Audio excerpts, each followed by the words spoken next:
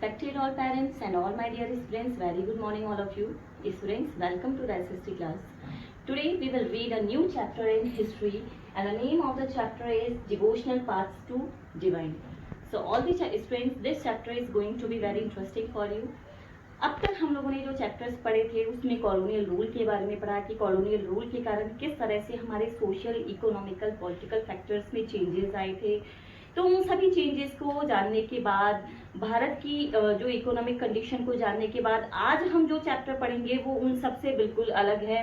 आज का हमारा जो चैप्टर है वो डिवोशन पाथ पर आधारित है, परमात्मा के लिए भक्ति मार्ग। ये जो चैप्टर है स्टूडेंट्स, ये चैप्टर लिंक करता है 8th सेंचुरी से कि 8th सेंचुरी में किस तरह से जो संत हैं उनकी जो अलग अलग जो सेंट हैं उन्होंने किस तरह से अपनी जो पूरी जो लाइफ है वो डेडिकेटेड कर दी थी परमात्मा के लिए, किस तरह से उन्होंने अलग अलग तरह से भक्ति लिखी। अब बच्चों देखिए, भक्ति करने का लोगों का जो तरीका होता है वो भी अलग अलग होता है। कुछ लोग कविताओं के रूप में भक्ति करते हैं, भगवान के लिए कविताएं लिखते हैं।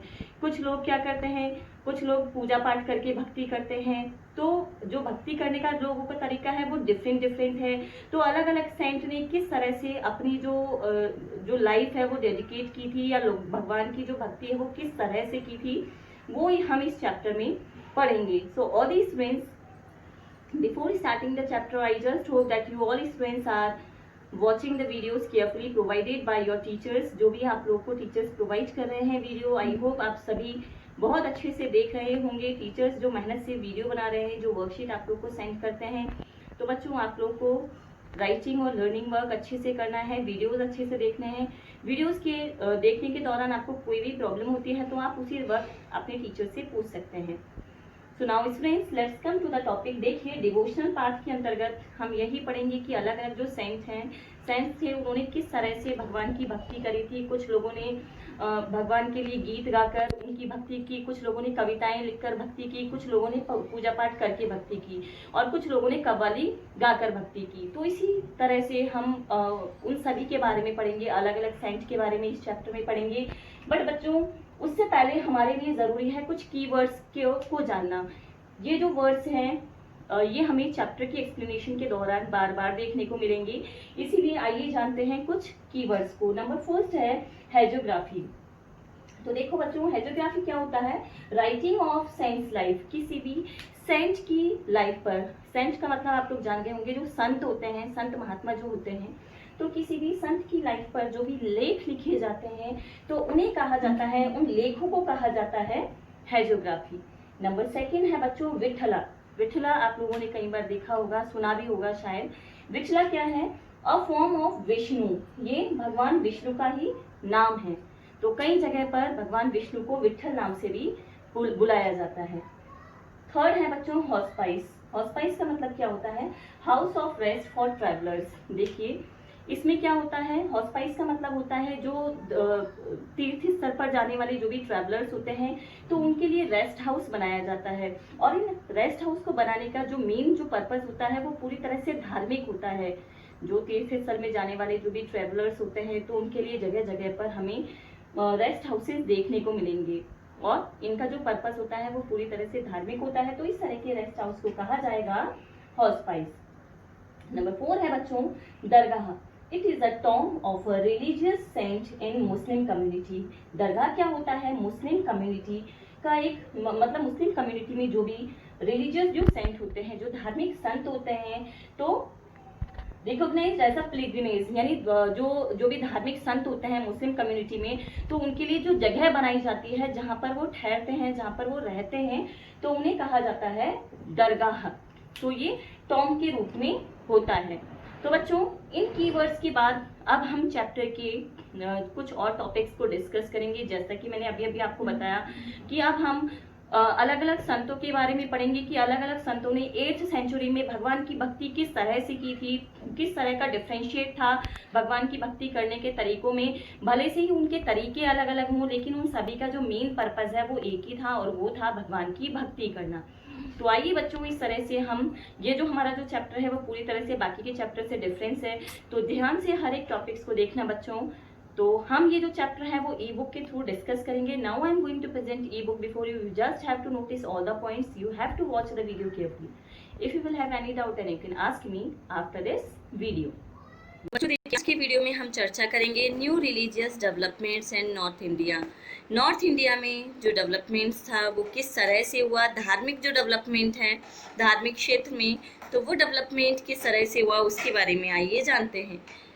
The period after the 13th century saw a new wave of the भक्ति movement in North India. यानी कि 13th century के बाद का जो पीरियड था उस पीरियड में नॉर्थ इंडिया में भक्ति मूवमेंट यानी कि धार्मिक आंदोलन की एक नई लहर दिखाई दी. This was an age when Islam, Brahmanical Hinduism, Sufism, various strains of bhakti and the Nathpanthi, Siddhas and Yogis influenced one another. यानी ये वो समय था जब इस्लाम, ब्राह्मणिकल हिंदुज़्म, सूफीज़्म और साथ ही साथ भक्ति के जो दूसरे फैक्टर्स थे, जो नतपंथी से, सिद्धार्थ थे, जो योगी से, इन सभी ने एक दूसरे पर अपना गहरा प्रभाव छोड़ा. We saw that new towns and kingdoms were emerging. हम ये देख चुके हैं कि किस तरह से नए नए टाउन्स और नए नए जो किंगडम्स हैं वो इस्टेब्लिश हो रहे थे. People were taking up new professions and finding new roles for themselves. लोग नए नए प्रोफेशंस ले रहे थे, नए नए प्रोफेशंस चूज़ कर रहे थे और अपने लिए नए नए रोल्स फाइंड कर रहे थे. Such people, especially craft persons, peasants, traders and laborers, thronged to listen to these new saints and spread their ideas. यानी अब जो काफ़ी जो लोग थे जिनमें specially craft person, peasant, traders और लेबरर्स थे, इन्होंने जो नए नए जो संत थे उनकी वाणी को सुना और उनकी जो विचार हैं उनको फैलाया. Some of them like Kabir and Baba Guru Nanak rejected all orthodox religions. यानी कुछ संत जिनमें कबीर और बाबा गुरु नानक प्रमुख हैं, उन्होंने सभी तरह के जो धार्मिक ऑर्थोडॉक्स हैं, जो पुराने जो भी धर्म के नाम पर जो भी रीति रिवाज होते हैं, तो उन सभी ऑर्थोडॉक्स को, अंधविश्वासों को उन्होंने रिजेक्ट किया. Others like Tulsidas and Surdas accepted existing beliefs and practices but wanted to make these accessible to all. यानी कुछ दूसरे संत जैसे कि तुलसीदास और Surdas accepted existing beliefs and practices. यानी इन्होंने पुराने जो भी विचार थे, जो भी प्रैक्टिसेस थे, उसे एक्सेप्ट तो कर लिया, लेकिन ये भी उनमें कुछ न कुछ बदलाव चाहते थे. Tulsidas conceived of God in the form of Ram. Tulsidas ji का कहना था कि भगवान, अगर भगवान को पूजना है तो हम भगवान को राम में देख सकते हैं. इसका मतलब है कि वो भगवान राम में बहुत ज़्यादा विश्वास रखते थे. Tulsidas composition the Ramcharitmanas written in Awadhi is important both as an expression of his devotion and as literary work. यानी कि तुलसीदास की एक रचना थी जो कि अवधी भाषा में लिखी गई थी और उनकी जो रचना है उसका नाम था रामचरितमानस. तो रामचरितमानस बहुत इम्पोर्टेंट थी. और इम्पोर्टेंट किस किस कारण से थी? क्योंकि उसमें रामचरितमानस में उन्होंने भगवान राम के प्रति अपनी भक्ति दिखाई थी और साथ ही साथ इसमें उनकी जो साहित्यिक जो कला है, जो लिटरेरी वर्क है, वो भी, उसके लिए भी उनकी ये जो रचना है वो बहुत इम्पोर्टेंट मानी जाती है. Surdas was an ardent devotee of Krishna. जिस तरह से तुलसीदास जी भगवान राम के भक्त थे, उसी तरह से सूरदास जी भगवान कृष्ण के भक्त थे. His composition compiled in the Sursaravali and Sahitya Lahari expresses his devotion. यानी सूरदास जी ने भी अपनी अलग अलग रचनाएं लिखी थी और अपना जो भक्ति भाव है वो व्यक्त किया था. Also contemporary was Shankaradeva of Assam who emphasise devotion to Vishnu. और सूरदास जी की तरह ही एक और संत थे जिनका नाम था शंकरादेव. तो शंकरादेव भगवान विष्णु के भक्त थे. And compose poems and plays in Assamese. Shankaradeva ने बहुत सारे पोइम्स और प्लेस कंपोज की, और कौन सी भाषा में कंपोज की थी? आसामीज में. He began the practice of setting up namghars और houses of recitation and prayers. यानी कि उन्होंने नामघर को सेटअप किया. नामघर की जो रचना है वो सेटअप की. नामघर क्या होता था? एक ऐसा घर होता था जहाँ पर भगवान की प्रार्थना की जाती थी, भक्ति की जाती थी. A practice that continues to date. यानी कि एक ऐसी जगह है जहाँ पर भगवान की भक्ति की जाती थी. This tradition also included saints like Dadu Dayal, Ravidas and Mirabai. यानी कि इसी तरह से अलग अलग जो संत थे उनके जो देवी देवता हैं उनकी वो पूजा करते थे। जैसे कि मीराबाई का हम जानते हैं, मीराबाई किस तरह से भगवान कृष्ण की भक्ति में लीन थी।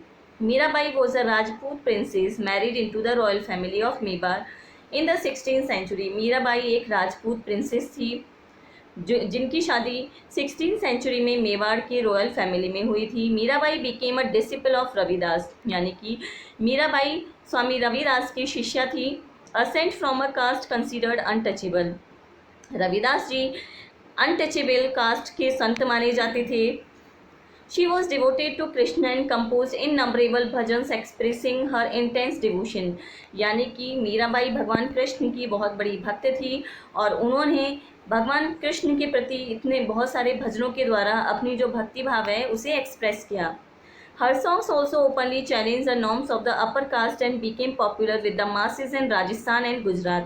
मीराबाई के जो भी भजन हैं, जो भी सॉन्ग्स थे, वो राजस्थान और गुजरात दोनों ही जगह बहुत ज़्यादा फैमिलियर हुए, बहुत ज़्यादा पॉपुलर हुए।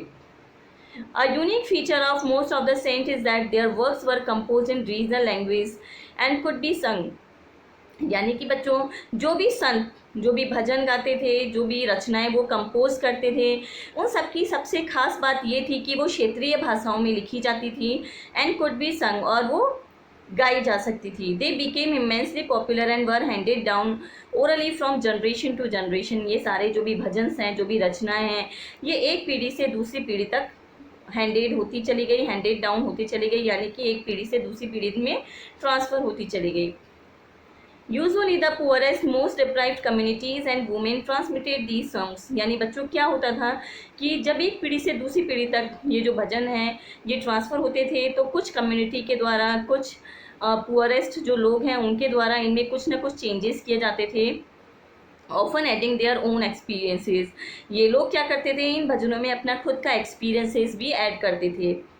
Thus the songs as we have them today are as much a creation of the saints as of generation of people who sang them। यानी आज जो भी भजन हम सुनते हैं, तो ये सारे जो भजन हैं ये जो पीढ़ियों से हमारे पास आए हैं, उन सभी के जो एक्सप्रेशन, जो भी एक्सपीरियंस हैं, जो ऐड हुए हैं, तो उनसे मिलके ये जो भजन बने हैं वो हम तक पहुँचे हैं। तो बच्चों इस तरह से हम देख सकते हैं कि किस तरह से अलग अलग जो संत थे उन्होंने किस तरह से ये अपने अपने जो भी भक्ति भाव है उसको एक्सप्रेस करने के लिए किस तरह से अलग अलग भाषाओं में रचनाएं लिखी।